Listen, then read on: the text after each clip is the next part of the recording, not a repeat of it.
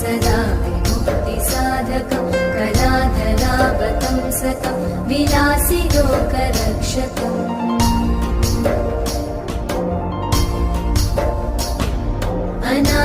अनायकैकनायकं विनाशिते भदैत्यकं नताशुभाशुनाशकं नमामि तं विनायकम् मुदाकरात्तमोदकं सदा विमुक्तिसाधकं कलाधरावतं सतं विलासि लोकरक्षकम्